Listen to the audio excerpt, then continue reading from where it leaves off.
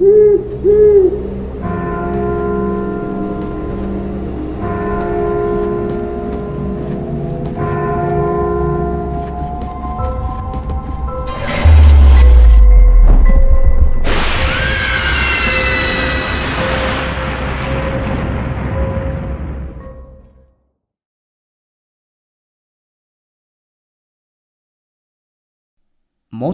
ধূমপান ও মাদক সেবন স্বাস্থ্যের পক্ষে ক্ষতিকারক। হঠাৎ সন্ধ্যেতে আমরা বিভিন্ন ধরনের গল্প প্রচার করে থাকি, অলৌকিক, গোয়েন্দা, তন্ত্রমন্ত্র ইত্যাদি। অলৌকিক গল্পের আবহে আমরা দেখেছি সেখানে তন্ত্রমন্ত্র, ঝাড়ফুঁক, কালা জাদু ইত্যাদির ব্যবহার হয়ে থাকে। লেখক তার গল্পের রোমাঞ্চকর আবহ সৃষ্টির জন্যই এইগুলির ব্যবহার করে থাকে। হঠাৎ সন্ধ্যে কোনো কুসংস্কারকে প্রশ্রয় দেয় না। আমাদের সমস্ত শ্রোতা বন্ধুদের কাছে নিবেদন, অনুগ্রহ করে গল্প শোনার আনন্দে এই গল্পগুলি গ্রহণ করুন। তারানাথ তান্ত্রিক লোকমুখে জনপ্রিয় এই নামের সৃষ্টি হয় 1940 সালে বিভূতিভূষণ বন্দ্যোপাধ্যায়ের হাত ধরে। তবে তিনি এই চরিত্রটি সমন্বিত দুটি ছোট গল্প লিখেছিলেন এবং এই গল্প দুটির মাধ্যমে তারানাথের তান্ত্রিক জীবনের সূচনা হয়। বিভূতিভূষণের মৃত্যুর পরে তার পুত্র তারাদাস বন্দ্যোপাধ্যায় স্মৃতির গহীন থেকে তুলে আনেন তারানাথকে। তার লিখনে রূপ পায় বাংলার সংস্কৃতির শিকড়ে থেকে যাওয়া এক অজানা ভুবন। তারানাথ চরিত্রটি বিপুল জনপ্রিয়তা পেতে শুরু করে। এই চরিত্রকে নিয়ে লেখা সমস্ত গল্পগুলি অলৌকিক, অস্বাভাবিক, রহস্য এবং জাদু বাস্তবতার উপর ভিত্তি করেই হয়ে থাকে। হঠাৎ সন্ধ্যেতে পূর্বেও আপনারা তারানাথ তান্ত্রিকের গল্প শুনেছেন। আজ আপনাদের ভালোবাসায় আবার ফিরেছে তারানাথ। আজ আপনি শুনবেন বিভূতিভূষণ বন্দ্যোপাধ্যায় ও তারাদাস বন্দ্যোপাধ্যায়ের অমর সৃষ্টি তারানাথ চরিত্রকে ঘিরে তারানাথ তান্ত্রিক ফ্যান ফিকশন, তারানাথ তান্ত্রিক ও কলিজা খাকির খিদে। আজকের গল্প পাঠে গল্পের সূত্রধর আমি সৌরভ।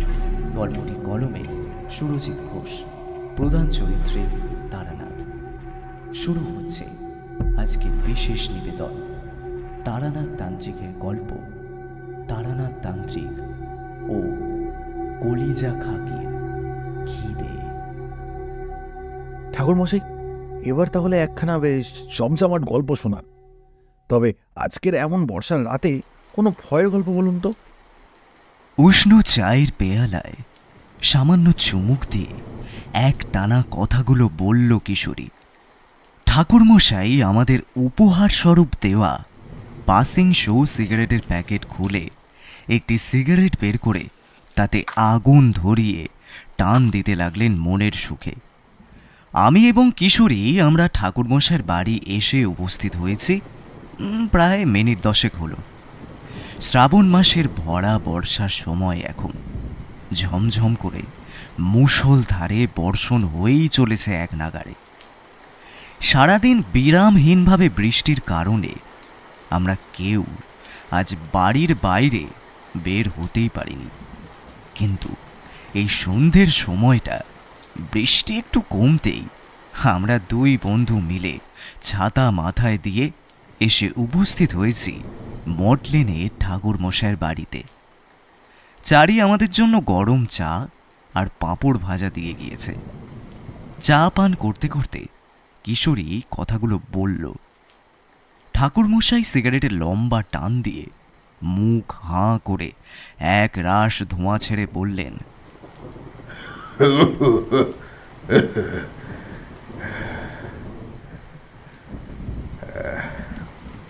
আচ্ছা বেশ, আজ আমি তোমাদের একটা চরম ভয়ের সত্যি ঘটনার কথা বলবো, যা আমার অতীত জীবনে ঘটে গিয়েছিল। তবে তার আগে এই সিগারেট খানি শেষ করতে দাও, একটু শান্তি করে সিগারেটটা খাই, তারপর না হয় বলছি সেই ঘটনার কথা। আমার জীবনে তো আর নেহাত কম কিছু ঘটেনি হে। বহু ভয়ানক হাড় হিম করা অভিজ্ঞতা হয়েছে কেবলমাত্র এই একটি জীবনে।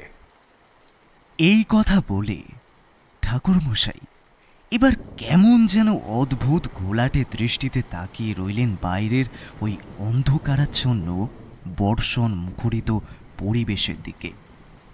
তার এই লক্ষণ আমি কিংবা কিশোরী আমরা দুজনেই খুব ভালোভাবে জানি। আমরা বুঝতে পারলাম যে তিনি তার অতীতের স্মৃতি রোমন্থন করে তুলে আনার চেষ্টা করছেন কোনো এক ভয়ানক ঘটনাকে। চারপাশের প্রকৃতি জুড়ে নেমে এসেছে নিকষ কালো অন্ধকার।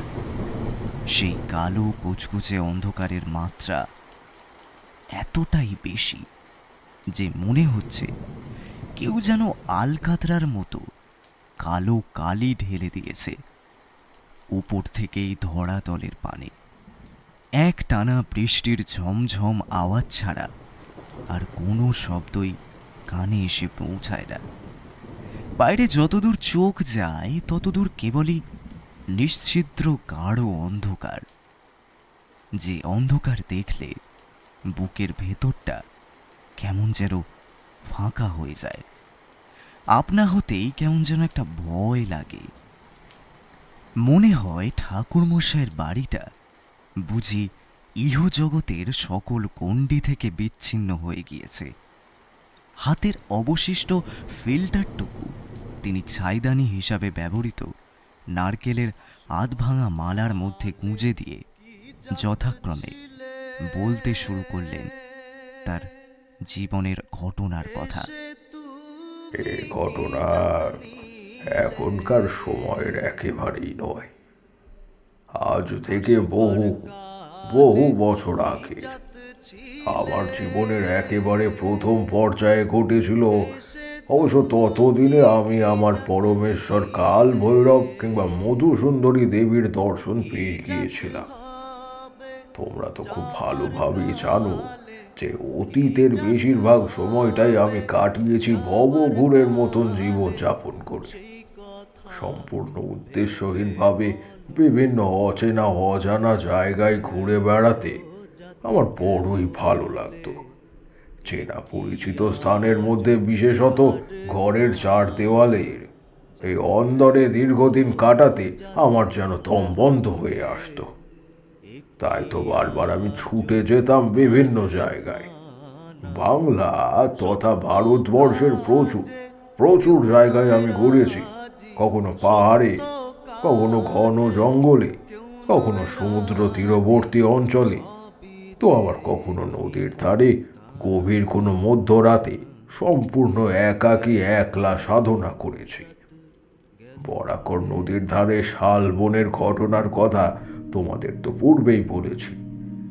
সেইবার আমি হাঁটতে হাঁটতে গিয়ে উপস্থিত হয়েছিলাম দামোদর নদের কোল ঘেঁষে থাকা একটা ছোট গ্রামে।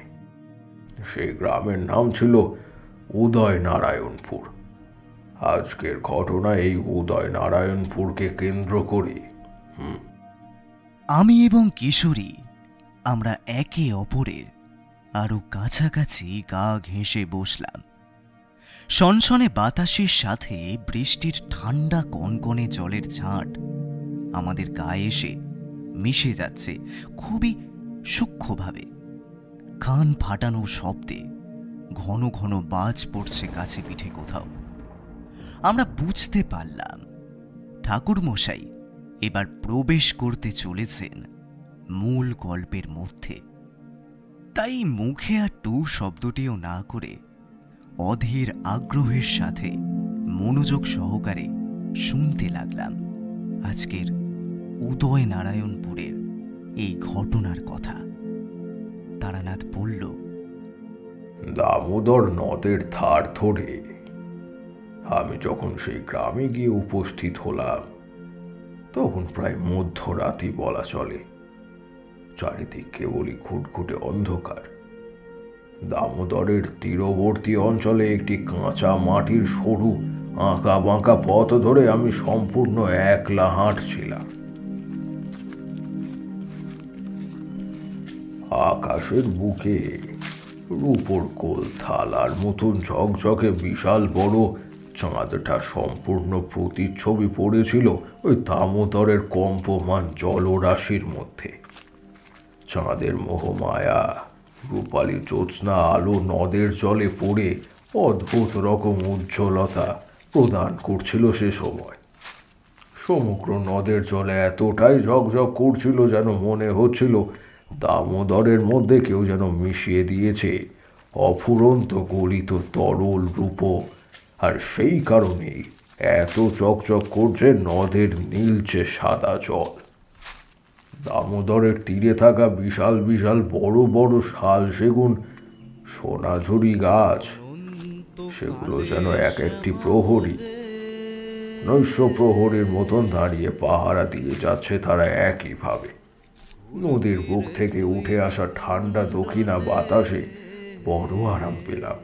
মনের আনন্দে গুনগুন করে শ্যামা সঙ্গীত গাইতে গাইতে এগিয়ে চলেছিলাম আপন মনে। সে রাতের নির্জন শুনশান জনমানবহীন পথ ধরে বেশ খানিকটা রাস্তা আমি ওইভাবেই সামনের দিকে এগিয়ে আসার পরে যে বিষয়টা আমি খেয়াল করলাম তা হলো গোটা রাস্তাটায় মানুষজন তো বহু দূরের কথা, এদের পক্ষে একটা শেয়াল কুকুরও যেন দেখতে পেলাম না। নৈশ পরিবেশের নিজস্ব কিছু কিছু শব্দ থাকে, কিছু বৈশিষ্ট্য থাকে, যেমন ঝিঁঝি পোকার ডাক, জোনাকি পোকার আলো, ব্যাঙের গর্জন ইত্যাদি ইত্যাদি। কিন্তু সেই সমস্ত কোনো কিছুই আমার কানে এসে পৌঁছল না। বুকের ভিতরটা সহসা কেমন যেন মোচড় দিয়ে উঠল। শুভ অশুভ লক্ষণ চেনার ক্ষেত্রে যাদের একবার হাতে খড়ি হয়েছে তারা খুব সহজেই বলে দিতে পারে যে এই সমস্ত লক্ষণ আদতে ঠিক কতখানি। দামোদর নদীর পার ধরে আরো কিছুটা এগিয়ে আসার পর আমার নাকে একটা উৎকট বিশ্রী কটু গন্ধ এসে ঠেকলো যেন, আর তৎক্ষণাৎ মনের মধ্যে বেজে উঠল একটা তীব্র বিপদের ঘণ্টা। তোমরা তো জানোই যে কোনো বিপদে আমি আগাম পূর্বাভাস পাই, এবারেও ঠিক সেরকমই এক পূর্বাভাস পেলাম। হঠাৎই দূরে কোথাও একটা বজ্রপাতের শব্দ শোনা গেল। কিশোরী ব্যাকুল ভাবে জিজ্ঞাসা করল, বিপদের পূর্বাভাস পেলেন? কোন বিপদের পূর্বাভাস? আমি ঠিক বুঝতে পারছি না। উদয়নারায়ণপুর গ্রামের মধ্যে প্রবেশ করা মাত্রই আমি যে দৃশ্য দেখলাম তাতে সত্যি বলতে আমারও মেরুদণ্ড বেয়ে যেন কনকনে ঠান্ডা চোরা রক্তের মতন একটা স্রোত বয়ে গেল নিচের দিকে। যেই আমি তারানাথ তান্ত্রিক, যে কিনা নিজের জীবনভর একাধিক ভয়ালো বিভীষিকার মুখোমুখি হয়েছি, সে আমার পর্যন্ত অবস্থা হয়ে উঠল যথেষ্ট শোচনীয়। চাঁদনি রাত হবার কারণে এবং অন্ধকারাচ্ছন্ন পরিবেশে দীর্ঘক্ষণ একটানা থাকায় আমার চোখ সয়ে গিয়েছিল পুরোপুরি, আর তাতেই আমি দেখেছিলাম একটা অদ্ভুত অস্বাভাবিক দৃশ্য। সেই দৃশ্যর সাথে বিন্দুমাত্র লৌকিকতার কোনো সম্পর্ক নেই। এ যেন সাক্ষাৎ অলৌকিক, আধি ভৌতিক এক কাণ্ড ছিল সে। আচ্ছা ঠাকুরমশাই, আপনি সেই চাঁদনি রাতে কি এমন অতিলৌকিক আর আধিভৌতিক কাণ্ড দেখলেন ঠাকুরমশাই? একটু পরিষ্কার করে বলুন না। চাল ধোয়া জলের মতন চাঁদের রূপালী সাদা আলোয় আমি দেখলাম একটি শুনশান পরিত্যক্ত গোছের ফাঁকা জায়গার এক বিশেষ স্থানে মাটি উঁচু ঢিবির মতন হয়ে রয়েছে। কোনো মৃতদেহকে কবর দেওয়া হলে ঠিক যেরকমটা দেখতে লাগে একেবারে হুবহু সেরকম। নিজের চোখে সম্পূর্ণ সজ্ঞানে এই স্থানে দাঁড়িয়ে দেখলাম সে উঁচু ঢিবির মতন মাটি ভেদ করে যেন পাতাল গর্ভ বলবো। বিভূতি নেহাত আমি তারানাথ চক্রবর্তী, অনেক তন্ত্রমন্ত্র জানি, বহুবার বহু বিভীষিকার মুখোমুখি হয়েছি, তাই সেই রাতে ওরকম দৃশ্য সহ্য করতে পেরেছিলাম। যদি আমার জায়গায় অন্য কোনো সাধারণ মানুষ হতো, সেটাই থাকতো, তাহলে আমি জোর গলায় বলতে পারি যে সে ওই স্থানে জ্ঞান হারিয়ে অথবা চিরকালের মতন হৃদযন্ত্র বিফল হয়ে যেত। উঁচু ঢিবের মতন জায়গাটা, মাটির তলা থেকে যে জিনিসটা কাদা মাটির আস্তরণ সরিয়ে ওপরে উঠে এলো, সেটা একেবারে জীবিত কোনো প্রাণী হতে পারে না। কারণ রক্ত মাংসে গড়া জীবিত প্রাণী আর যাই হোক না কেন, এরকম হয় না কখনোই। আমি টের পেলাম বাতাসের মধ্যে সেই বিটকেল পচা গন্ধটা যেন এক ধাক্কায় বেশ কয়েক গুণ বেড়ে গেল। নরকের অতল অন্ধকার থেকে উঠে আসা সেই কালো ছায়া মূর্তি, যে একেবারে খুব একটা বড় তেমনটা কিন্তু নয়, একটি বছর 10-12 বাচ্চা যেরকম আকারের হয়, ওই ছায়ার আকার ঠিক সেরকমই। তবে যে জিনিসটা সবচেয়ে বেশি ভয় ধরানো ছিল, তাহলে ওই কালো অবয়বের দুটি চোখ। তার চোখ দেখে যেন মনি বলে কিছু নেই, কেবল আলোর মতন সবজেটে আলো বেরিয়ে আসছে দুটো বসে যাওয়া কালো অক্ষিকোটের থেকে। খিলখিল করে ঋণঋণে মেয়েলি গলার মোহ আনন্দে হেসে যেন কোথায় মিলিয়ে গেল নিকষ কালো নিচ্ছিদ্র অন্ধকারের মধ্যে। আমি বেশ কিছুটা সময় সেখানে ঠায় দাঁড়িয়ে রইলাম হতভম্বের মতো। পরিষ্কার বুঝতে পারলাম ওই উদয় নারায়ণপুরের বুকে কোনো এক সাংঘাতিক অপশক্তির আগমন ঘটেছে।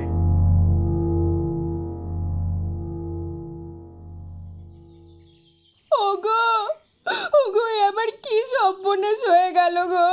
কালকে বারবার আমি পই পই করে বলেছিলাম রাতের অন্ধকারে বাইরে বের হোস না খোকা, কিন্তু আমার অবাধ্য ছেলেটা আমার কথা শুনলো না। সে বাড়ির সকলকে ফাঁকি দিয়ে চুপিসারে রাতের অন্ধকারে বাইরে বেরিয়ে গেল, আর কলিজা খাকির শিকারে পরিণত হলো। হায় ঈশ্বর, তুমি কি এতই নিষ্ঠুর, এত নির্দয়? আমাদের আকুতি তোমার কাছে গিয়ে কি একটু পৌঁছচ্ছে না গো? বলি বলি, আর কত মায়ের এমন কোল খালি করবে তুমি? এইভাবে আর কত নিরীহ নিরপরাধ মানুষের চোখের জল পড়বে? এভাবে আর কত হাহাকার ছড়িয়ে পড়বে গো এই উদয়নারায়ণপুরের আকাশ বাতাসে? এর কি কোনো প্রতিকার নেই গো?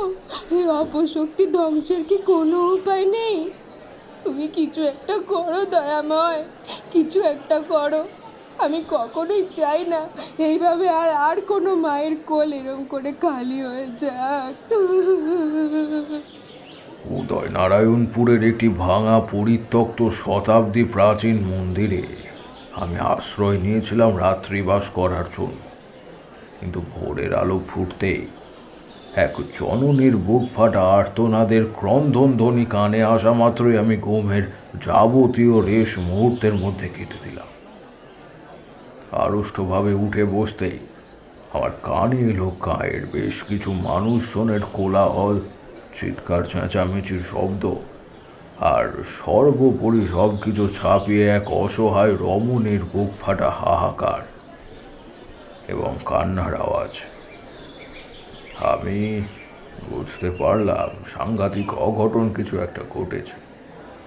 শব্দের উৎস অনুধাবন করে এক মুহূর্তে সেই স্থানে বসে না থেকে আমি এক প্রকার ঊর্ধ্বশ্বাসের দৌড় লাগালাম সেদিকে।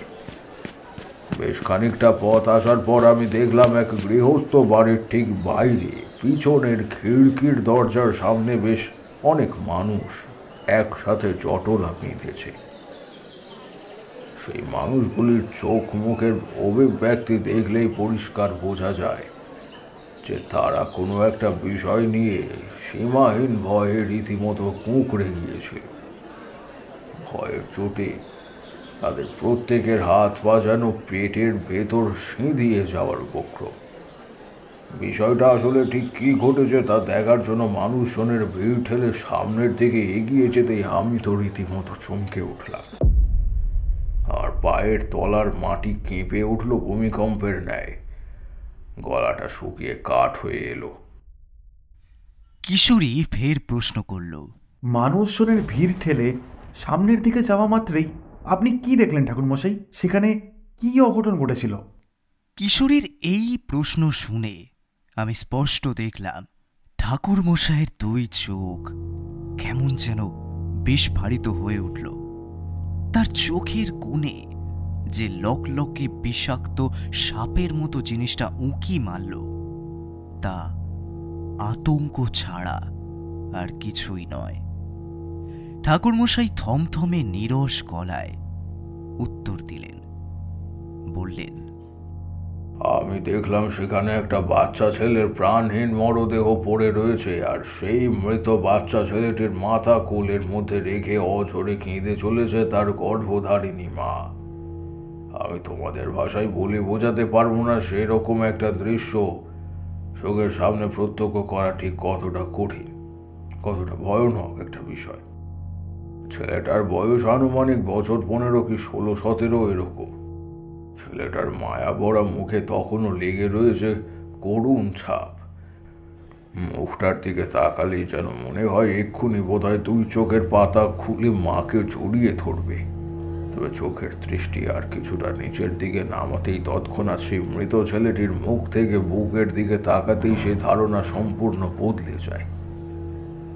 আমি দেখলাম ছেলেটার বুকের বাম পাশে একটা শূন্য গভীর ক্ষতর সৃষ্টি হয়েছে। সেই ক্ষতটার মধ্যে থেকে উঁকি মারছে ভিতরের ভাঙা হাড়ের কাঠামোটা। কেউ যেন তীক্ষ্ণ ধারালো নখ বিশিষ্ট হাতের থাবা বসিয়ে জীবন্ত ছেলেটার বুক থেকে টেনে বার করে এনেছে হৃদযন্ত্রটি। সেই মর্মান্তিক একেবারে নৃশংস দৃশ্য দেখলে যে কোনো মানুষ অসুস্থ হয়ে পড়তে পারে। গোটা জায়গাটা পুরোপুরি লাল রঙের স্রোতে একেবারে ভেসে গিয়েছে। বদ্ধ উন্মাদের মতন কেঁদে চলেছে। তাদের পাড়া প্রতিবেশী মহিলারাও তাকে কিছুতেই শান্ত করতে পারছে না। আসলে এই জগৎ সংসারের মধ্যে পুত্র শোক হলো সবচেয়ে কঠিন এবং বড় শোক। একমাত্র যে হতভাগ্য পিতামাতারা এই শোক পায়, তারাই শুধু বলতে পারে এর কষ্ট ঠিক কতখানি। আমি নিজের দুই চোখের পাতা বন্ধ করলাম, আর সেখানে বেশিক্ষণ দাঁড়িয়ে থেকে ওই রকম একটা হাড় হিম করা দৃশ্য প্রত্যক্ষ করা আমার পক্ষে আর কিছুতেই সম্ভব হচ্ছিল না। মানুষজনের জমায়েত থেকে বেশ কিছুটা দূরে সরে আসতেই দেখলাম একজন বয়স্ক বৃদ্ধ ভদ্রলোক মাথায় হাত দিয়ে ভারী চিন্তিত মুখে বসে রয়েছেন বটগাছের শীতল ছায়ায়। সে ভদ্রলোকের নিকটে এগিয়ে এসে আমি তার উদ্দেশ্যে জিজ্ঞাসা করলাম, আগে আপনাকে দেখে তো বুঝতে পারছি যে আপনি বড় দুশ্চিন্তার মধ্যে রয়েছেন, কিন্তু আপনার সাথে যদি একটু কথা বলতে পারতাম তাহলে সত্যিই বড় ভালো হতো। আমার কথা শুনে বটগাছের ছায়ায় বসে থাকা সেই বৃদ্ধ ভদ্রলোক এবার মুখ তুলে তাকালেন আমার দিকে। তিনি যেন আমাকে এতক্ষণ খেয়াল করেননি। বেশ কিছু সেকেন্ড অপলকভাবে আমাকে খুঁটিয়ে দেখে তিনি বোঝবার চেষ্টা করলেন যে তাদের গ্রামে আমাকে এর পূর্বে কখনো কোথাও দেখেছেন কিনা। তারপর তিনি এবার আমাকে উদ্দেশ্য করে জিজ্ঞাসা করলেন, আপনাকে তো ঠিক চিনতে পারলাম না বাবা। আমাদের এই উদয় নারায়ণপুরে আগে আপনাকে কখনো দেখেছি বলে মনে হচ্ছে না। আপনার পরিচয়টা যদি আপনি একটু দেন। নমস্কার, আমার নাম তারানাথ চক্রবর্তী। তবে এছাড়াও আমার আরেকটি পরিচয় রয়েছে, তা হলো আমি তারানাথ তান্ত্রিক। আমি বেশ কিছুটা টুকিটাকি তন্ত্রমন্ত্র জানি। তাছাড়াও জানা রয়েছে অল্প স্বল্প কিছু জ্যোতিষবিদ্যা, যা দিয়ে সবসময় চেষ্টা করি বিভিন্ন বিপদগ্রস্ত মানুষদের আসন্ন বিপদের হাত থেকে উদ্ধার করতে।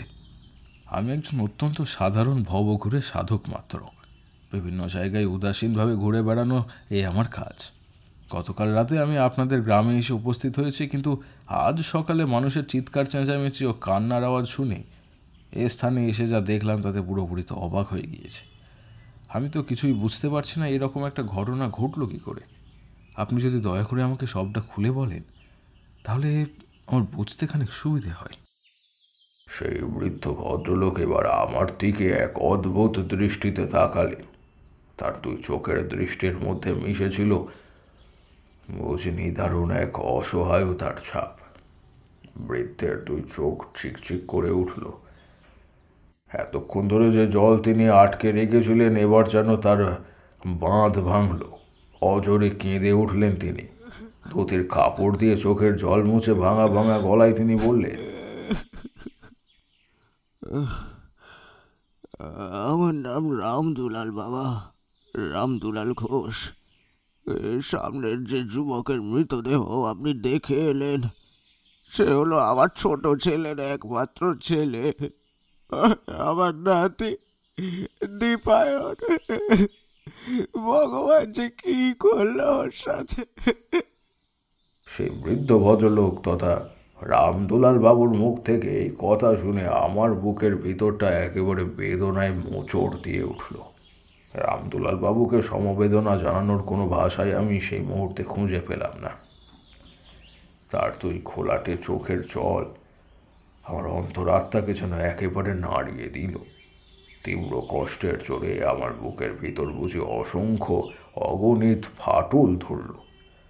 রামদুলাল বাবু নিজেকে কিছুটা সামলে নিয়ে বলতে আরম্ভ করলেন তাদের গ্রামে, অর্থাৎ ওই উদয়নারায়ণপুরের বর্তমান সংকটময় অবস্থার কথা।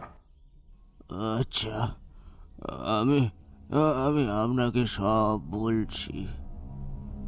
আজ থেকে প্রায় দিন 10 আগে আমাদের এই গ্রামের এক বৃদ্ধা মহিলা মারা যায়। তার নাম ছিল কালিন্দী। তবে আমাদের গ্রাম সহ আশেপাশের তল্লাটের প্রতিটা মানুষ তাকে যোগিনী বলে ডাকত। এরূপ সম্বোধন করার পেছনে যে প্রধান কারণটি ছিল তা হলো ওই কালিন্দী অনেক তন্ত্র মন্ত্র বা বলা ভালো কালো জাদু জানত। বহু দূর দূরান্ত থেকে মানুষ ছুটে আসতো তার কাছে। জাদু টোনা, বশীকরণ, ঝাড়ফুঁক এই সমস্ত কাজে সে ছিল সিদ্ধহস্তা। তবে কালিন্দী কখনো মানুষের ভালো চেয়ে বা মঙ্গলের উদ্দেশ্যে কাজ করত না। সে সব সময় মানুষের ক্ষতি করার জন্য কাজ করত। আর তার কাছে যে সমস্ত মানুষেরা আসতো তারা প্রত্যেকে অন্যের ক্ষতি সাধনের উদ্দেশ্যে কালিন্দী তথা যোগিনীর শরণাপন্ন হতো।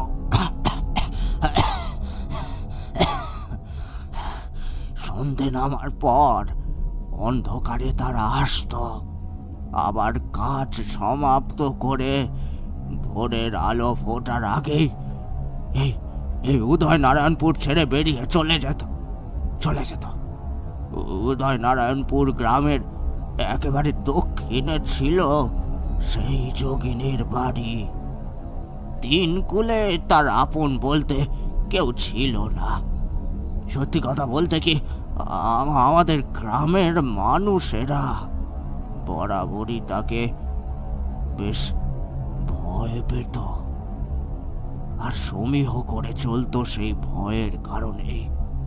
কেউ যদি তার মুখের ওপর কোনো কথা বলতো কিংবা তার অন্যায় কার্যের জন্য সামান্যতম প্রতিবাদ করত, তাহলে তার সর্বনাশ ঘনিয়ে আসতো অচিরে। আপনি বিশ্বাস করবেন কি করবেন না সেটা আমি জানি না, কিন্তু সত্যি কথা বলছি, কালিন্দী তথা যোগিনীর অনেক ক্ষমতা ছিল। আমরা ছোটবেলা থেকেই দেখে আসছি সেই বুড়ি সব পারত। তার পক্ষে অসাধ্য বলে কোনো কিছুই ছিল না। যে বা যারা তার পথের কাঁটা হয়ে দাঁড়াতো তাদেরকেই সে সরিয়ে ফেলতো, বিনা মেঘে মাথায় বাজ পড়ে মারা যেত, কিংবা অন্য কোনো অঘটন ঘটতো তাদের সাথে। সব মিলিয়ে কালিন্দী তার জীবন দশায় আমাদের গ্রামের মানুষদের একটা আতঙ্কের মধ্যে বেঁধে রেখেছিল। আমাদের মানুষের মধ্যে একটা একটা আতঙ্কের সৃষ্টি করে রেখেছিল সেই কালিন্দী। সকলেই তাকে ভীষণ রকমের ভয় পেত। এই গ্রামের 8 থেকে 80 প্রত্যেকটা ব্যক্তি ওই কালিন্দী তথা যোগিনীর নামে ঠকঠক করে কাঁপত দিনে দুপুরে। কালিন্দী বুড়ি ছোটবেলা থেকেই ছিল অস্বাভাবিক আকারের খর্বাকৃতির এক মানুষ। পূর্ণবয়স্ক হলেও তার আকার অত্যন্ত খাটো ছিল, প্রায় একটি একটি একটি বাচ্চা মেয়ের সম উচ্চতা সম্পন্ন। আজ থেকে বেশ কিছুদিন পূর্বে এই কালিন্দী বুড়ির মৃত্যু হয়। কালিন্দী বুড়ির নির্দেশ ছিল মৃত্যুর পর তার বসত বাড়ির ঠিক বাইরের মাটির তলায় তাকে কবর দেয় যেন। গ্রামের মানুষ তার নির্দেশ অমান্য করেনি। মৃত্যুর পর আমাদের গ্রামের দক্ষিণ প্রান্তে, অর্থাৎ যেখানে ওই কালিন্দী বুড়ির বাড়ি ছিল, ঠিক তার থেকে কিছুটা তফাতে মাটির তলায় কবর দেয় তাকে। কিন্তু এরপর থেকেই শুরু হয় এক নতুন বিপত্তি, এক নতুন বিপদ শুরু হয়। প্রতি রাতে আমাদের গ্রামের বুকে নেমে আসছে সাংঘাতিক এক অপশক্তি। যে বা যারা রাতের অন্ধকারে বাড়ির বাইরে বের হচ্ছে তাদের মৃত্যু ঘটছে, আর প্রত্যেকের শরীর থেকে সেই অশরীরী শক্তি কলিজা তুলে নিচ্ছে খুবলে। আমরা কেউ সঠিকভাবে বুঝতে পারছি না যে এই অশরীরী আসলে কে, কেন সেই রকম করছে। এই গ্রামের মানুষদের সাথে তার কিসের এত শত্রুতা? তবে কিছু কিছু গ্রামের বাসিন্দা অনুমান করছে যে এই সমস্ত কিছুই নাকি ওই যোগিনী তথা কালিন্দী বুড়ির অতৃপ্ত আত্মার কাজ। আমরা জানি না ঠাকুর মশাই এর প্রতিকার কি হতে পারে, কিন্তু আমরা এটুকু জানি, এভাবে যদি চলতে থাকে তাহলে গোটা উদয়নারায়ণপুর গ্রামের বুকে নেমে আসবে এক সাংঘাতিক মৃত্যু ভয়। আমরা কেউ বাঁচবো না তার হাত থেকে। আপনি যদি পারেন তো কিছু একটা করুন। আপনাকে সবটা আমি বললাম, আপনি কিছু একটা করার চেষ্টা করুন ঠাকুর মশাই, কিছু একটা করার চেষ্টা করুন, কিছু একটা করুন। রামদুলাল বাবুর মুখ থেকে সমস্ত ঘটনা শোনার পর আমার গায়ের প্রতিটি লোমকূপ যেন একেবারে সজারুর কাঁটার মতন একটি একটি করে খাড়া হয়ে যাচ্ছিল। হৃদয়ের আলিন্দে সূক্ষ্মভাবে ছড়িয়ে পড়ছিল ভয়ের অনুভূতি। শিরা ধমনের মধ্যে দিয়ে প্রবাহিত রক্তের সাথে কেউ বোধহয় কনকনে ঠান্ডা বরফ গলা জল মিশিয়ে দিল। আমি বুঝতে পারলাম গতকাল রাতে এই গ্রামে ঢোকার মুখে যে ফাঁকা পরিত্যক্ত জায়গাটিকে আমি দেখেছি সেটিই তবে ওই যোগিনী তথা কালিন্দীর বসত বাড়ির ভিটে ছিল।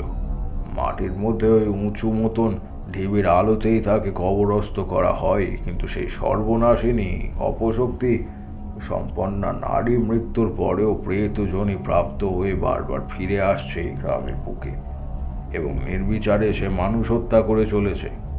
কাল রাতে নিজের চোখে দেখা সমস্ত ঘটনার কথা আমি সম্পূর্ণ খুলে বললাম রামদুলাল বাবুকে। সবটা শুনে তার চোখের কোণে ত্রাস খেলে গেল। তিনি ভয়ার্থ কণ্ঠে বললেন, এসব আপনি কি বলছেন? আপনি নিজের চোখে দেখেছেন? ভগবান, ঈশ্বর, তার মানে আমাদের গ্রামের অধিকাংশ মানুষই যে আশঙ্কা করেছে তার সঠিক এই অতৃপ্ত আত্মা অশরীরী, তাহলে আর কারণ নয়, এ সাক্ষাৎ যোগিনীর আত্মা। কিন্তু এবার কি হবে? এবার কি হবে? কিভাবে আমরা রক্ষা করব? হ্যাঁ, কিভাবে আমরা রক্ষা করতে পারবো এই সর্বনাশিনীর হাত থেকে? আমি একটা কথা কিছুতেই বুঝতে পারছি না, যে যোগিনী মৃত্যুর পরেও এইভাবে ফিরে এলো কেন? সে কেন কেন আমাদের গ্রামের মানুষদের প্রাণ নিচ্ছে? আমাদের সাথে ওর কিসের এত শত্রুতা? আমরা তো ওর নির্দেশ মতোই ওর বলে দেওয়া জায়গায় সমস্ত নিয়ম মেনে খবর দিয়েছি। তবে মৃত্যুর পর তাহলে কিভাবে, কেন? দেখুন রামদুলাল বাবু, আপনার মুখ থেকে সমস্ত কিছুর বিবরণ শুনে আমি যেটুকু বুঝতে পারছি, তাতে আপনাদের গ্রামের ওই যোগিনী মোটেও কোনো ভালো মানুষ ছিলেন না। সে সম্ভবত ছিল পিশাচ শক্তির উপাসক। এই কারণেই কালো বিদায় অত্যন্ত পারদর্শী হয়ে উঠেছিল। কালিন্দী তথা যোগিনী চেয়েছিল সে জীবিত অবস্থায় ঠিক যেরকমভাবে আপনাদের স্বার্থ এবং গ্রামবাসীদের ওপর নিজের আধিপত্য বিস্তার করেছে, সেইভাবে আপনাদের সারা জীবন ভয় পাইয়ে রেখেছে, ঠিক তেমনভাবে মৃত্যুর পরও আতঙ্কের একটা মহল সৃষ্টি করতে এই কারণেই সেই পূর্বে থেকেই সমস্ত পরিকল্পনা ও ব্যবস্থার করে রেখেছে। মৃত্যুর পর নিজের দেহ ওই স্থানে কবর দিতে বলে, কারণ সে জানত যে কোনো প্রক্রিয়ায় তার দেহটি প্রেত যোনি প্রাপ্ত হতে পারে। তার আত্মার ধ্বংস হয়নি, পরমেশ্বরের সাথে মিলিত না হয়ে সে বিদেহী অবস্থায় পুনরায় ফিরে এসেছে। এবং আপনাদের গ্রামে যে সমস্ত মানুষেরা কোনো প্রয়োজনে কিংবা অপ্রয়োজনে রাতের অন্ধকারে বাড়ির বাইরে বের হচ্ছে, তাদেরকে সে নির্মমভাবে হত্যা করছে। আর বোধহয় ওই তাদের বুকের বাম পাশের অংশ থেকে খুবলে বের করে আনছে কলিজা, আর মহা আনন্দের সাথে বোধহয় ভক্ষণও করছে। হায় ভগবান, এ কি সর্বনাশ ঘটল! ওই পিশাচিনীর মনে তাহলে এত বিষ ছিল? সারাটা জীবন বেঁচে থাকাকালীন সে আমাদের এতটুকুও শান্তিতে সুখে বেঁচে থাকতে দেয়নি। সব সময় ভয়ে ভয়ে দিন যাপন করেছে এই গ্রামের মানুষেরা। এবার সে মৃত্যুর পরেও ওই একই পরিবেশ সৃষ্টি করার জন্য এরকম জঘন্য কাজ করল। এবার এবার এবার কি হবে? হ্যাঁ, কি হবে? আপনাকে দেখে মনে হচ্ছে আপনি সাধারণ কেউ নন। আপনার অনেক ক্ষমতা রয়েছে। আপনি তো বললেন আপনি তন্ত্র মন্ত্র জানেন। দয়া করে আপনি কিছু একটা করুন ঠাকুর মশাই। আমাদের এই উদয়নারায়ণপুরের মানুষদের এহেন ঘোর সংকটের হাত থেকে যদি রক্ষা করতে পারেন, তাহলে আপনি যা বলবেন আমরা তাই করব। আপনার যত পারিশ্রমিক লাগে তত পারিশ্রমিক দিতে আমরা রাজি আছি। কথায় বলে কাঁটা দিয়ে কাঁটা তুলতে হয়। আমি বেশ বুঝতে পারছি ওই যোগিনীর অতৃপ্ত আত্মার সমস্ত পরিকল্পনা যদি পাঞ্চাল করে দিতে হয়, তাহলে তার জন্য প্রয়োজন রয়েছে কোনো এক অত্যন্ত শক্তিশালী তন্ত্রে দীক্ষিত মানুষের। আর আমার চোখে এখন আপনিই সেই। আপনি দয়া করে আমাদেরকে বাঁচান ঠাকুর মশাই, আমাদেরকে এই বিপদের হাত থেকে বাঁচান। সে আমি সাহায্য করতে পারি, তবে আমার কিন্তু এক্ষেত্রে বেশ কয়েকটি শর্ত রয়েছে। শর্ত? বলুন আপনার কি শর্ত রয়েছে? আমরা সকল গ্রামবাসীরা মিলে সেই শর্ত পালন করতে রাজি আছি। আপনি যা বলবেন আমরা সকল গ্রামবাসীরা মিলে তাই করব। আপনার যদি কোনো পারিশ্রমিক লাগে তাহলে আমরা সবাই মিলে কিছু কিছু করে আপনাকে দেব না হয়, কিন্তু আপনি দয়া করে আমাদের এই গ্রামবাসীদেরকে উদ্ধার করুন এই বিপদের হাত থেকে। আমি জানি, আমার দৃঢ় বিশ্বাস যে আপনিই পারবেন এই বিপদের হাত থেকে আমাদের সকল গ্রামবাসীদেরকে রক্ষা করতে। আপনি পারবেন। আমার প্রথম শর্ত হলো যে আপনি আমাকে একেবারেই আপনি আগে সম্বোধন করবেন না, কারণ আমি আপনার থেকে বয়সে অনেক ছোট। আপনার সন্তান সমতুল্য কোনো ব্যক্তিকে আপনি নিশ্চয়ই আগে আপনি করবেন না, তাই না? আমার দ্বিতীয় শর্ত হলো এটাই যে আমি আপনাদের সাহায্য করব সম্পূর্ণ নিঃস্বার্থভাবে, সুতরাং আমার কোনো পারিশ্রমিক সাম্মানিক লাগবে না। যে কোনো বিপদগ্রস্ত মানুষদের বিপদ থেকে উদ্ধার করাই হলো আমার প্রধান কাজ। আমার মূল কর্তব্য, আমি শুধু সেই কর্তব্যটুকু পালন করার চেষ্টা করব। সত্যি আপনাকে না, মানে মানে তোমাকে যতই দেখছি ততই যেন অবাক হয়ে যাচ্ছি বাবা। তোমার মতন মানুষ আমি এই জীবনে খুব একটা দেখিনি। মনে হচ্ছে ঈশ্বরের কাছে এই গ্রামের অসহায় নিঃস্ব সর্বহারা জননীদের বুক ফাটা কান্নার আওয়াজ গিয়ে পৌঁছেছে, আর সেই কারণে বিপদ থেকে উদ্ধার করার জন্য তিনি তিনি তোমাকে পাঠিয়েছেন বাবা। আচ্ছা বেশ, ঠিক আছে, তুমি যা বলছো তাই হবে, তাই হবে তারানাথ। তুমি বলো এই কার্যের জন্য তোমার কি কি প্রয়োজন, আমি সেই সমস্ত কিছু আনিয়ে দেওয়ার ব্যবস্থা করব বাবা। তোমার যেভাবে সাহায্য লাগবে সেইভাবে তুমি সাহায্য পাবে আমাদের সকল গ্রামবাসীদের কাছ থেকে। আর আর যতদিন তুমি আমাদের গ্রামে থাকবে ততদিন ততদিন বাবা তুমি তুমি আমার বাড়িতেই থেকো।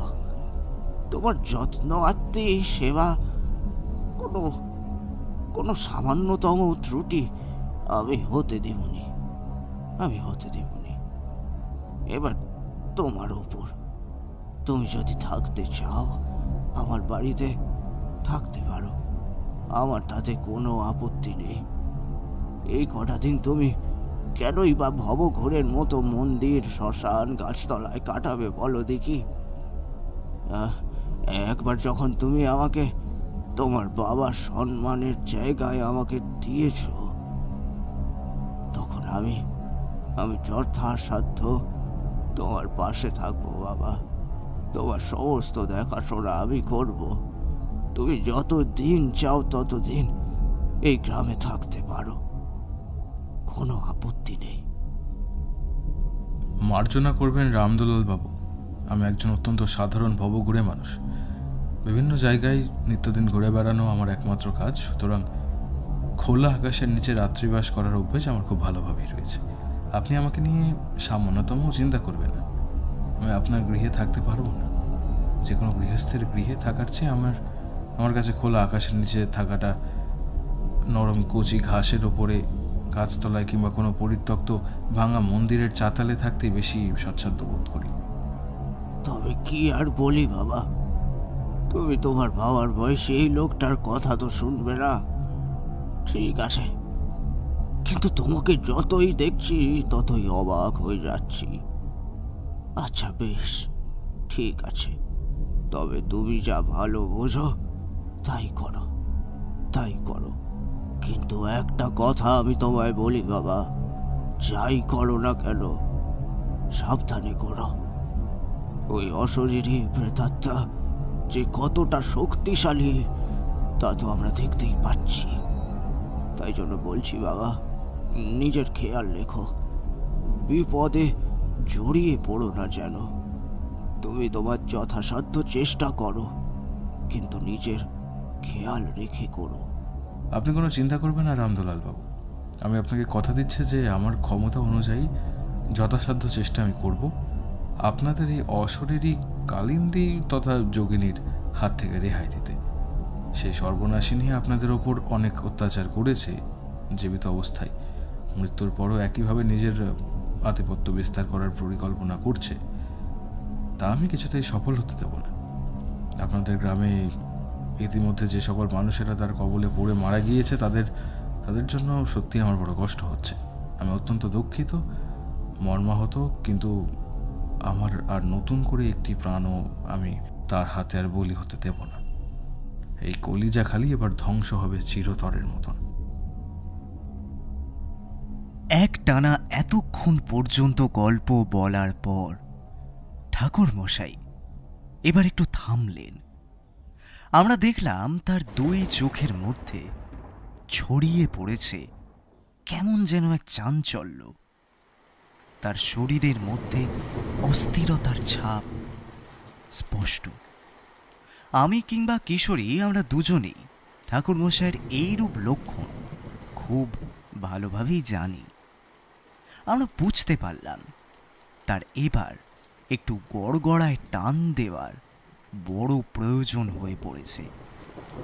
বেশ অনেকটা সময় তিনি তামাক সেবন করেননি, তাই জন্য এবার এতটা ব্যাকুল হয়ে পড়েছেন।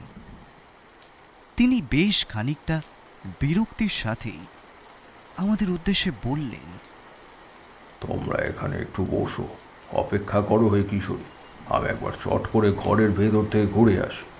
অনেকটা সময় হলো গড়গড়ার নলে টান দিই না, তাই মনটা কেমন যেন উসখুস করছে।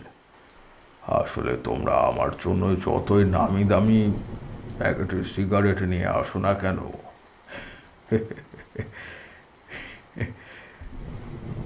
আমাদের মতন পুরনো সেকেলে দিনের মানুষেরা তামাক খাওয়ার প্রকৃত অর্থ খুঁজে পায় এই গড়গড়া কিংবা হুঁকোর মাধ্যমে, তামাকে সেবন করেই। আর একটিও বাক্য অযথা ব্যয় না করে ঠাকুর মশাই এবার তক্তপোষ ছেড়ে উঠে দাঁড়ালেন। তারপর তিনি শটান চলে গেলেন কক্ষের দিকে। গল্প চলাকালীন এরকম বিরতি কিশোরীর একেবারেই অপছন্দের একটি বিষয়, কিন্তু এক্ষেত্রে আমাদের কিছুই করার নেই। ঠাকুরমশাই গড়গড়া টান না দিলে সঠিকভাবে গল্প বলতেই পারেন না, তাই গল্পের আসর চলাকালীন অন্তত একবার হলেও তাকে গড়গড়ার নলে টান দিতেই হয়। আমি কিংবা কিশোরী আমরাও বেশ অনেকটা সময় হলো ধূমপান করি না। আমি আমার সঙ্গে থাকা সিগারেটের প্যাকেট থেকে দুটো সিগারেট বের করে একটি কিশোরীকে দিয়ে একটি নিলাম নিজে। আমি কিংবা কিশোরী আমরা কেউই ঠাকুর মশাইয়ের সামনে ধূমপান করিনি আজ অবধি। তিনি আমাদের থেকে বয়সে ও সম্মানে অনেকটাই বড়, তবে একবার তিনি যখন কক্ষের ভেতর প্রবেশ করেছেন তখন আর বেশ কিছুটা সময় তিনি এই দিক পানে আসবেন না, এ কথা নিশ্চিতভাবেই আমরা জানি। তাই আমরা সিগারেটে টান দিতে লাগলাম মনের সুখে। আমাদের ধূমপান সমাপ্ত হলে ঠাকুরমশাইয়ের কন্যা চারি এসে আমাদের সামনে নামিয়ে রাখল উষ্ণ ধুমায়িত চায়ের পেয়ালা এবং একটি বেশ বড় পাত্র করে অনেকটা মুড়ি মাখা। গরম চা দেখে কিশোরীর দুই চোখ জলজল করে উঠল।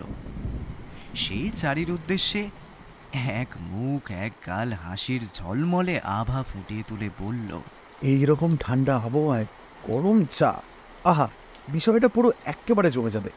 সত্যি চারিমা, তোমার যতই প্রশংসা করি না কেন ততই যেন কম হয়ে থাকে।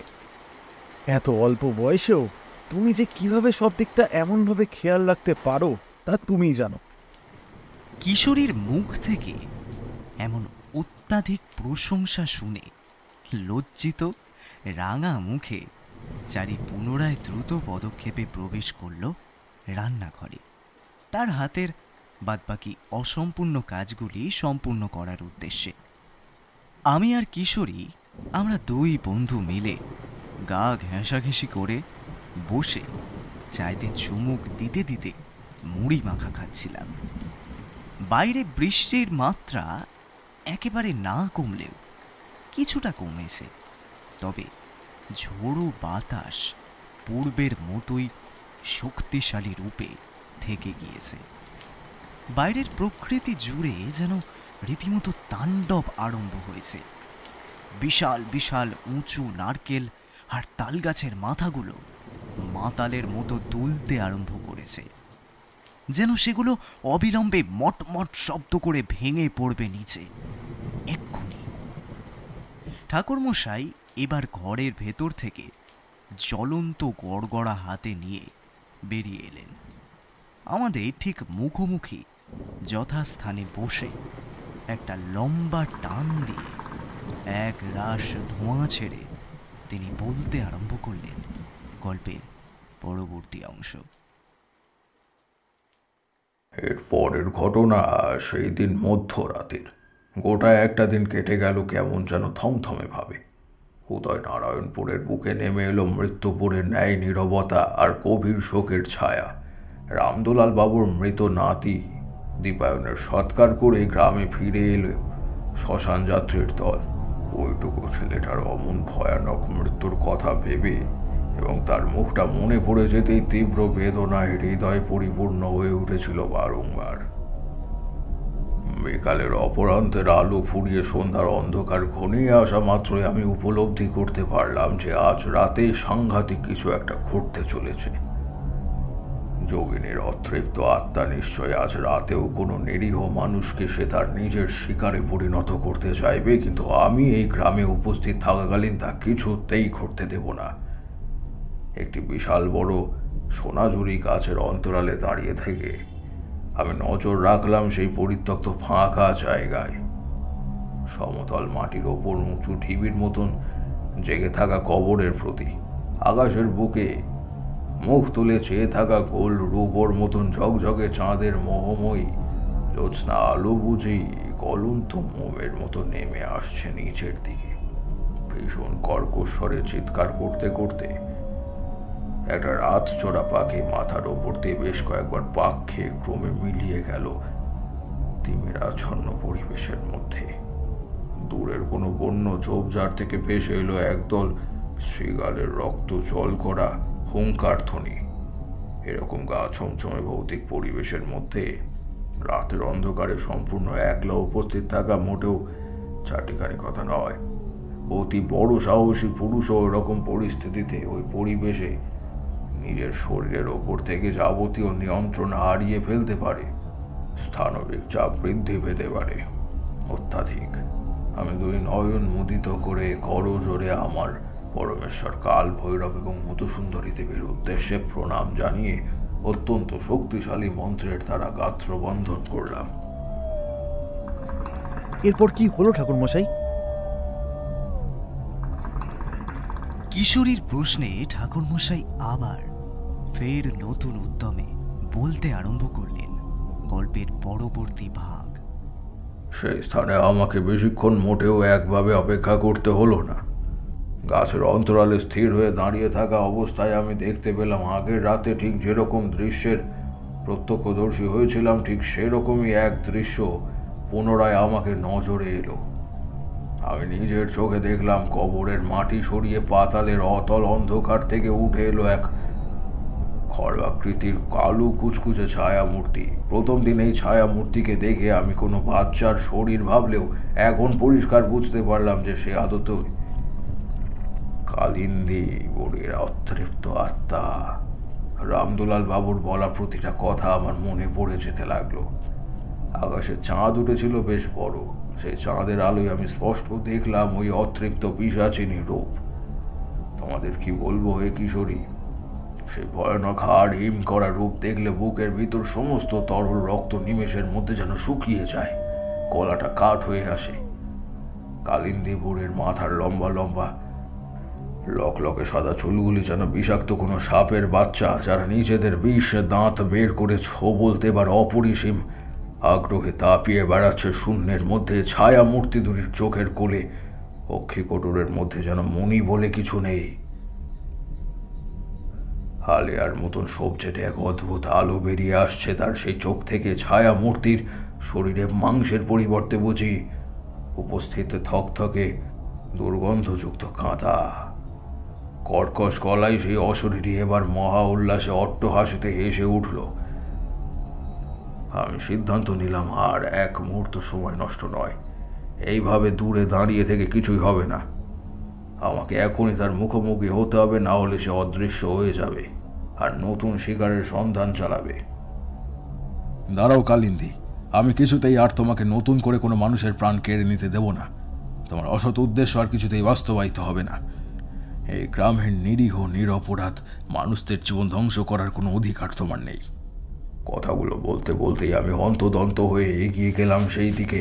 হঠাৎ করে এমন শুনশান নিরিবিলি এলাকায় আমার আগমন বুঝতে পেরে কালিন্দী বুড়ির অতৃপ্ত প্রেতাত্মা পেছন ফিরে তাকালো সোজা আমার দিকে।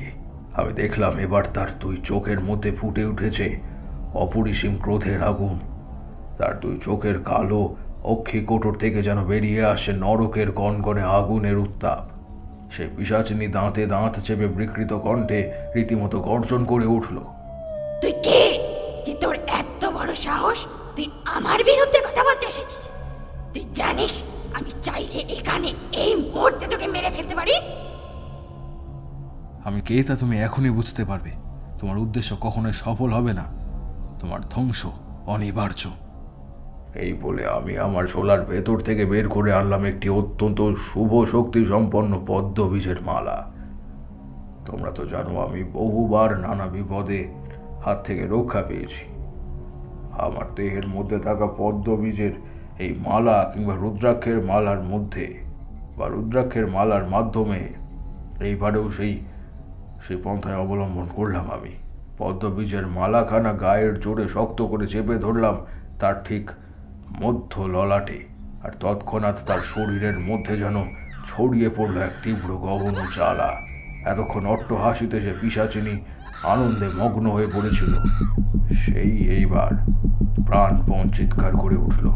কালিন্দী বুড়ি তথা যোগিনীর সেই বিরাট চিৎকার সমস্ত উদয়নারায়ণপুরে নৈশ পরিবেশের যাবতীয় নীরবতা মুহূর্তের মধ্যে চূর্ণ বিচূর্ণ হয়ে গেল। কালিন্দী বুড়ি আমার হাত থেকে নিস্তার পাওয়ার জন্য প্রাণপণ চেষ্টা করলো ঠিকই, কিন্তু আমি এত সহজে তাকে ছাড়লাম না। কিছুতেই এইভাবে বেশ খানিকটা সময় আমাদের একে অপরের মধ্যে রীতিমতো সংঘর্ষ চলার পর সে আমার হাত ছাড়িয়ে পড়ে গেল কবরের গভীর অতল গর্তে। বেশ খানিকটা সময় পর আমি স্বস্তির নিঃশ্বাস নিলাম। আমার শরীরের প্রতিটা অঙ্গ ততক্ষণে ঘামে পরিপূর্ণ হয়ে উঠেছে। আমি বুঝতে পারলাম কালিন্দী বুড়ির বিদেহী আত্মা যে শান্তি পেয়েছে তা যথেষ্ট। তাকে আজ রাতে আটকে রাখার মতন আজ আর কিছুতেই কবরের বাইরে বের হওয়ার চেষ্টা করবে না। এমনটাই নিশ্চিত হয়ে আমি সেই স্থান ছেড়ে চলে গেলাম ভাঙা মন্দিরের উদ্দেশ্যে। পরের দিন সকাল হলে রামদুলাল বাবু তাদের গ্রামের এই ভাঙা পরিত্যক্ত মন্দিরের নিকটে গিয়ে উপস্থিত হলো। আমি তাকে সমস্ত কথা বললাম। সবকিছু শুনে তিনি উদ্বিগ্ন কণ্ঠে বললেন, এবার তাহলে কি হবে তারানাথ? কিভাবে এই ভয়ঙ্কর কালিন্দী বুড়ির হাত থেকে তুমি রক্ষা করবে আমাদের? দেখুন রামদুলাল বাবু, সত্যি কথা বলতে কি সেই উপায় আমিও জানি না। আমিও বুঝতে পারছি না যে এই ভয়ঙ্কর কলিজা কাকির বিনাশ কি উপায়ে ঘটানো সম্ভব। আমি একটু নির্জনে নিভৃতে ধ্যানে বসবো। আশা করছি ধ্যানের মাধ্যমে কিছু না কিছু একটা উপায় নিশ্চয়ই খুঁজে পাবো। বেশ বেশ, দেখো তাহলে তুমি কি করতে পারো। এখন এই পরিস্থিতিতে আমি কেবলমাত্র তোমার ওপরেই ভরসা করতে পারছি। ঈশ্বরের কাছে প্রার্থনা করছি যাতে তিনি তোমার কোনো এক আলোর দিশা দেখান। আমাদের এই ঘোর দুর্দশার মধ্যে থেকে যেন সেই ঈশ্বর আমাদেরকে রক্ষা করুক, এই আমি চাই।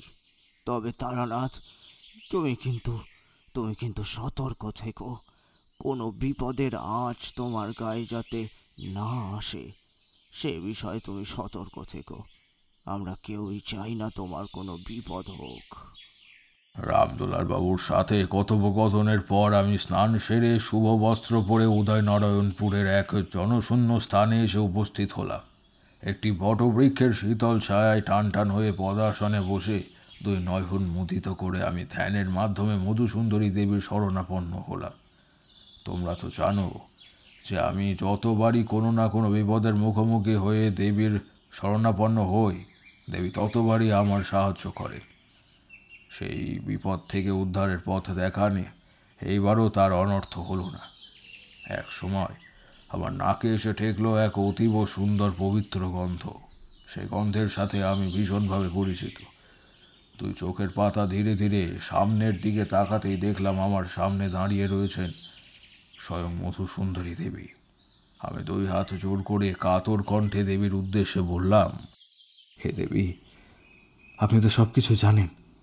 আপনার অজানা এই জগৎ সংসারে কিছুই নেই।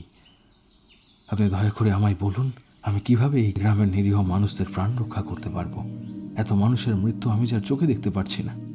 শোনো তারানাথ, এই গ্রামের বুকে যে হরগৌরীর মন্দিরটি রয়েছে, সেই মন্দিরের ত্রিশূলই তোমায় সাহায্য করবে এই অপশক্তি ধ্বংসের কাজে। উদয়নারায়ণপুরের বুকে যে পিশাচিনীর আগমন ঘটেছে, তার জীবনী শক্তি লুকিয়ে রয়েছে বুকের বাম দিকে। কলিজা খাকির কলিজায় আঘাত করতে হবে সেই মহা অস্ত্র দিয়ে। একমাত্র এই উপায়ে সম্ভব তাকে ধ্বংস করা। তবে তোমায় কিন্তু এই কাজ খুব সতর্কতার সাথে ও সাবধানে করতে হবে, কারণ তুমি তাকে ধ্বংস করার জন্য কেবলমাত্র একটি সুযোগ পাবে, আর সেই সুযোগে তোমাকে একেবারে উপযুক্ত স্থানে গেঁথে দিতে হবে সেই ত্রিশূল। কি পারবে তো তারানাথ? এত দূর অবধি বলে দেবী এবার বিলীন হয়ে গেলেন শূন্যের সাথে। আমি দুই হাত জোড় করে অত্যন্ত ভক্তির সাথে সজল নেত্রে মধুসুন্দরী দেবীর উদ্দেশ্যে প্রণাম জানালাম। আমার চোয়াল ততক্ষণে শক্ত হয়ে উঠেছে, বুকের মধ্যে জেগে উঠেছে এক আগুন। আমি মনে মনে দৃঢ় প্রতিজ্ঞবদ্ধ হলাম যে আজকের রাতই হবে সেই পিশাচিনী তথা কালিন্দী বুড়ির অতৃপ্ত আত্মার শেষ রজনী। আজ রাতেই আমি তাকে ধ্বংস করব চিরতরের মতন। এই গ্রামের কোনো একটি নিরীহ নিরাপদ মানুষেরও প্রাণ যাবে না। ঠাকুরমশাইয়ের কথা থামতে না থামতেই কিশোরী অত্যাধিক উত্তেজনার সাথে এক প্রকার লাফিয়ে বলে উঠল, গল্প একেবারে জমে ওঠে। আপনি তাহলে এবার ওই কালিন্দী মানে ওই যোগিনীর অতৃপ্ত আত্মা ধ্বংস করতে উদ্যত হলেন? সারাটা দিন কেটে গেল কেমন যেন খুব তাড়াতাড়ি। আসলে সময় তার নিজের গতিতেই চলল, কিন্তু আমি উত্তেজনা এবং কৌতূহলের মধ্যে এতটাই মগ্ন ছিলাম যে আমার কাছে মনে হলো সময় যেন অতি দ্রুত পেরিয়ে গেল। হর পার্বতী মন্দির থেকে ত্রিশূলখানি নিয়ে মহেশ্বর এবং দেবী পার্বতীর আশীর্বাদে চেয়ে উপস্থিত হলাম সেই অভিসমাপ্তময় জায়গায়, যেখানে রাতের অন্ধকার গাঢ় হলে আগমন করবে সেই পিশাচী বুড়ির। বহুক্ষণ ওইভাবে অপেক্ষা করার পর শেষমেশ উপস্থিত হলো সেই বিশেষ মহেন্দ্রক্ষণ। রাত্রি ক্রমে গভীর থেকে আরো গভীরতর হতে থাকলো। পাতালের গর্ভ থেকে উঠে এলো কালিন্দী বুড়ির অতৃপ্ত প্রেতাত্মা। আমি মনে মনে কাল ভৈরবী এবং মধুসুন্দরী দেবীর প্রণাম জানিয়ে ডান হাতের শক্ত মুঠোয় চেপে ধরলাম ওই দৈব শক্তি সম্পন্ন হর পার্বতীর প্রধান অস্ত্র, সেই ত্রিশূল। দেখলাম সেই অস্ত্র হতে এক অদ্ভুত নীলচে সাদা আলোর তেজ রশ্মি বহির্ভূত হতে আরম্ভ করেছে। পাতাল গর্ভ থেকে উঠে এসে পিশাচিনী বিকট শব্দে অট্টহাসি হাসতে আরম্ভ করলো। তার সেই হাসির শব্দে যেন থরথর করে কাঁপতে থাকলো আকাশ বাতাস সহ সমগ্র ধরিত্রী। ঝুমতার চাদর ধারণ করে এতক্ষণ ধরে চুপচাপ দাঁড়িয়ে থাকা বিশাল বিশাল শাল সেগুন সোনাঝুরি গাছের দল আচমকা যেন কোনো অশনি সংকেতে থরথর করে কাঁপতে শুরু করেছে। গাছের প্রতিটি শাখা প্রশাখা তীব্র ঝড়ে হাওয়ার সাথে মাথা দোলাতে লাগলো সাক্ষাৎ পাগলের ন্যায়। আমি বুঝতে পারলাম এটাই উপযুক্ত সময়। আর এক মুহূর্ত আমাকে দেরি করলে চলবে না।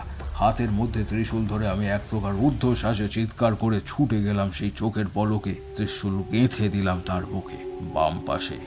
গোটা ঘটনাটা এতটাই তাড়াতাড়ি ঘটলো যে তার জন্য একেবারেই প্রস্তুত ছিল না কালিন্দী বুড়ি। বিভৎসভাবে বিকৃত সুরে গর্জন করে উঠল সে। তার দুই চোখ অক্ষে কোটর ঠেলে বেরিয়ে আসার উপক্রম হলো। ত্রিশূল গাঁথা সেই অংশ থেকে বেরিয়ে এলো কালচে সবুজ রক্তের মতন কোনো এক অজানা দুর্গন্ধময় তরলের ধারা। এইভাবেই সেবার কালিন্দী বুড়ি তথা যোগিনীর আতঙ্কের হাত থেকে রেহাই পেয়েছিল উদয়নারায়ণপুর গ্রামের নিরীহ মানুষেরা। কি হে কিশোরী, আজকের গল্প তো এই পর্যন্ত। এবার বলো কেমন লাগলো আজকের কাহিনী। আমি এবং কিশোরী আমরা দুজনেই মন্ত্রমুগ্ধের মতো ঠাকুরমশাইয়ের বলা এই কাহিনী শুনছিলাম।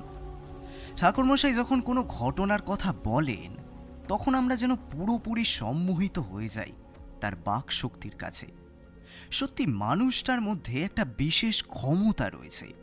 তিনি এত সুন্দর পুঙ্খানুপুঙ্খভাবে গল্পের বর্ণনা করেন যে আমাদের চোখের সামনে যেন সেই সমস্ত দৃশ্যপট ভেসে ওঠে রঙিন চিত্রপটের মতো। যে ব্যক্তি একবার ঠাকুরমশাইয়ের গল্পের আসরে বসবে, গল্প শেষ না হওয়ার আগে মাঝপথে সে আর কিছুতেই গল্পের আসর ছেড়ে উঠে যেতে পারবে না, এ বিষয়ে আমরা শতভাগ নিশ্চিত। ঠাকুরমশাইয়ের কথায় কিশোরী এবার খানিকটা সৌজন্যমূলক হাসি হেসে বলল, দুর্দান্ত লেগেছে ঠাকুরমশাই। উদয়নারায়ণপুরের মানুষেরা যে শেষমেশ মুক্তি পেয়েছিল এ কথা ভেবেই খানিকটা স্বস্তি পাচ্ছি। ঠাকুরমশাই, আজকের মতো গল্প যখন শেষ, এবার তাহলে আমাদের বিদায় দিন। কি হে ভায়া কিশোরী, চলো এবার ওঠা যাক। এখন বৃষ্টির মাত্রাটা কিছুটা হলেও কমেছে। এই সময় যদি দুগ্গা দুগ্গা বলে বেরিয়ে পড়ি তাহলে বাড়ি পৌঁছাতে কোনো সমস্যাই হবে না। কি জানি কখন আবার দুর্যোগের মুখোমুখি হতে হয়। হ্যাঁ ভাই বিভূতি, তুমি একেবারে সঠিক কথা বলেছ। ঠাকুরমশাই, আজ তাহলে আমরা উঠলাম। আচ্ছা, বেশ বেশ, এসো তবে। সাবধানে যেও, কিন্তু পথঘাটের অবস্থা মোটেও ভালো নয়। ঠাকুরমশাইয়ের কাছ থেকে বিদায় চেয়ে নিয়ে আমি আর কিশোরী বেরিয়ে এলাম তার গৃহের বাইরে মঠ লেনের রাস্তায়। ইতিমধ্যে এক টানা প্রবল বর্ষণের কারণে সমস্ত রাস্তাঘাট পুরোপুরি জলমগ্ন হয়ে গিয়েছে। গোড়ালি ছাপিয়ে উঠে এসেছে জমা জলের স্তর। বৃষ্টি এখন কিছুটা কমলেও সম্পূর্ণরূপে থামেনি। আকাশে মেঘের ঘনঘটা দেখলে বুকের রক্ত জল হয়ে যায়। সহজেই বোঝা যায় আর কিছুক্ষণের মধ্যে আবার ফের নতুন উদ্যমে শুরু হবে দুর্যোগ। মাঝে মধ্যেই লকলকে সাপের মতো সর্পিল গতিতে বয়ে যাচ্ছে বিদ্যুৎ তরঙ্গ। বজ্রপাতের আওয়াজ কানে যেন তালা ধরিয়ে দেয়। তিমিরাচ্ছন্ন প্রকৃতি মাঝে মধ্যেই ভরে উঠছে সাদাটে আলোর ঝলকানিতে। আমরা দুই বন্ধু দুটি সিগারেট ধরিয়ে বড় তৃপ্তি করে টান দিতে দিতে জমা জলের বুক ছাপিয়ে ছপ ছপ শব্দ তুলে হাঁটতে আরম্ভ করলাম নিজেদের গন্তব্যের দিকে। হঠাৎ সন্ধ্যেতে আজ আপনি শুনছিলেন তারানাথ তান্ত্রিকের ফ্যান ফিকশন তারানাথ তান্ত্রিক ও কলিজা খাকির খিদে।